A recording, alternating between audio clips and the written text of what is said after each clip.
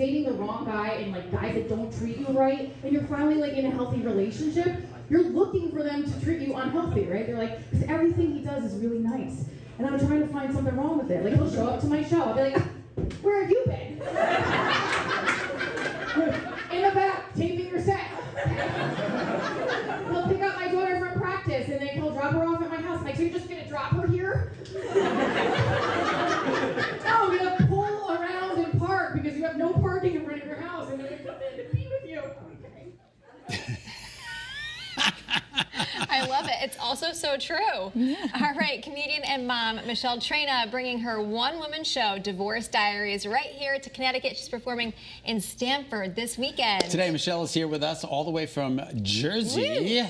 For a sneak peek of the show. Michele, thank you so much for making the drive. We so appreciate that. Thank you. Hey, you guys are right in our backyard. I love it. Exactly. I think I'm in Jersey more than I am in Connecticut. I think so too. All my friends moved to New Jersey. Jersey's where it's at, okay? Marriage, divorce, you name it, we've got it. You've got it, yes. So is there anything funny about divorce? Everything. Everything is funny about divorce. Between the bills, the dating, the co-parenting, the diapers, everything is funny about it. I mean, I feel like when I started Divorce Diaries, I moved back home with my parents, and my daughter was potty training. My grandmother was also in diapers. So it was like, you couldn't make it up. I felt like the Real Housewife without the house. Yeah. I was a big fan of reality shows, and I was like living in a lot of chaos.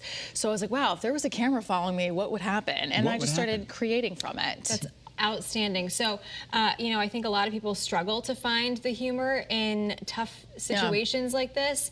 What was the motivating factor for you to kind of put a spin on it and make it a little bit more positive? I've been an actor since college, and before that I was a dancer, so performance was always a part of me and how I learned, grow, and I heal. So for me, every time I'm going through a challenging time in my life, I take to the stage, or I take to the page, or I get on film.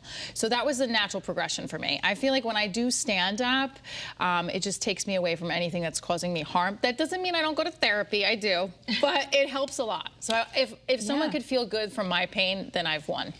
I see you up there in front of that stage. First thing I think of is the marvelous, Miss Maisel. And I'm the poor version. I don't have as much money as she had in her bank account. You know what? Maybe you will.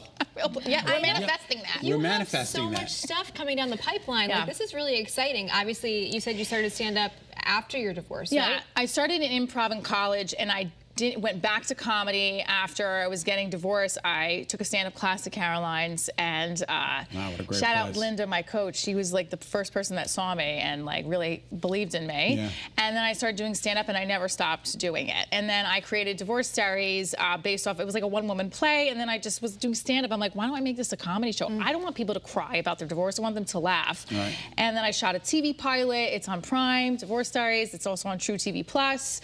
And I'm just building, and I'm hoping someone picks it up. You know, I got to tell you, Michele, to get up there and do what you do takes a lot it credit. Oh my gosh. And to be funny in the face of live audiences. Yeah. Is that difficult? It is. It's exciting, and it is also difficult, especially when your family is there and you're talking about them. Like your mom's right in the front row, and you're like, "Oh, Mom, I love you." Exactly, but but they are good sports about it. So when I first started the journey, I did a lot of the dating stuff because I would date like very emotionally unavailable men, and I was like, you know what? If they're not returning my texts, I'm going to make fun of them on stage.